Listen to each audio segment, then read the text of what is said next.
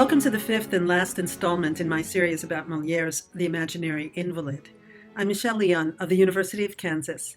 I directed a production of this classic comedy for the University Theater in 2016. The clips you'll see here are from that production. Moliere died in his home in Paris at 10 o'clock in the evening of February 17, 1673, after performing in The Imaginary Invalid. According to witnesses, he went into the performance quite ill, quote, greatly discomforted by a chest infection and a violent cough. By 1673, the 51-year-old Moliere had been suffering for years with tuberculosis. It is theatrical lore that Moliere died on stage, but that's not what happened. Before I talk about what did happen, let's consider the irony here. Moliere spent the final hours of his life portraying a character who is not really ill, a hypochondriac, who fakes his own death to expose his wife's greed. Let's take a peek at that scene from The Imaginary Invalid. Certain. Would you like me, right here and now, to show you how much Madame loves my master? Sir, let me undeceive him and deliver him from his mistake. How? Put yourself down in the chair, stretched out, and pretend you are dead. You will see the sorrow that she will be in when I tell her the news. I'll do it! Yes, but don't let her go too long in despair, for she may die from it. Let me alone. Hide yourself. Is there not some danger in counterfeiting death? Now, what danger can there be? Oh, here comes Madame. Stay down, don't move.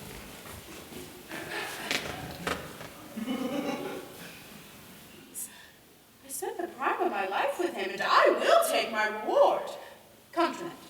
First of all, let's take all his keys. Hold it right there! Is there not some danger in counterfeiting death? Asks Argonne. No, what danger can there be? Retorts Toinette.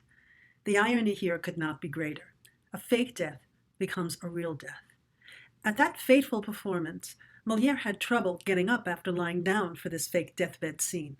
And this presaged a more serious event just 2 scenes later, in the finale of the play, that burlesque ceremony transforming Argonne into a doctor.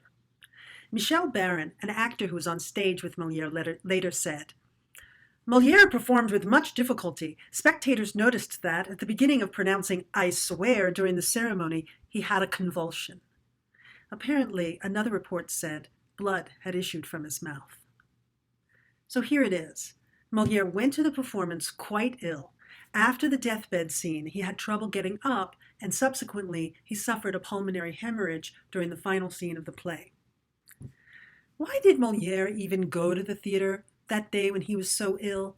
According to Baron, he and Moliere's wife, Armande, seeing Moliere in especially bad health, urged him not to perform. Moliere protested, saying that canceling the performance was out of the question. Not only were the actors relying on him, but the livelihood of all those working for his theater depended on him. He is reported to have said, quote, there are 50 poor workers who have only their daily wage. What will they do if I don't perform? I will reproach myself for having failed to give them bread for a single day when I am entirely capable. In January 2022, we will celebrate the 400th anniversary of Moliere's birth. But it is not his birth that has seized French popular imagination. It is this death, so vivid, so tragic, so ironic. Representation of Moliere's death have appeared in paintings, in plays, in stories, and in film. Here's a clip from the 1978 biopic by Ariane Mnouchkine.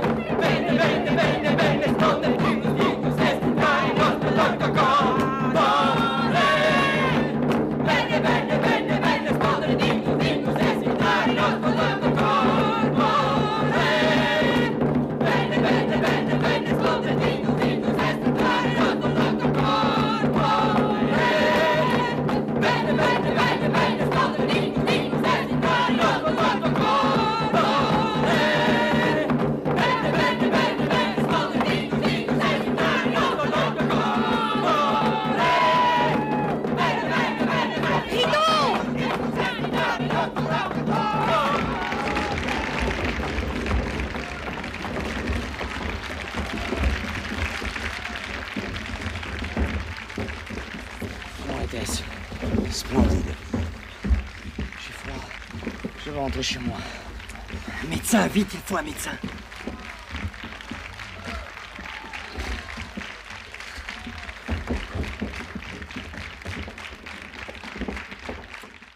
Moliere did not die while performing, but several hours later, in his apartment. He died without last rites and without formally renouncing his profession, as the church required of those in the theater. Therefore, he was to be denied a Christian burial. His wife, Armande, petitioned King Louis XIV, and he was finally allowed burial in consecrated ground, but, quote, without ceremony, at night, and in the presence of only 2 priests. Furthermore, the Archbishop of Paris ordered, he will have no solemn service by any congregation. But the church couldn't stop all those who loved Moliere, and on the night of his burial, a large crowd of devoted admirers, quote, praying with all their hearts, accompanied the bier by torchlight from Moliere's apartments on the Rue Richelieu to the cemetery a short distance away. Gone, but not at all forgotten.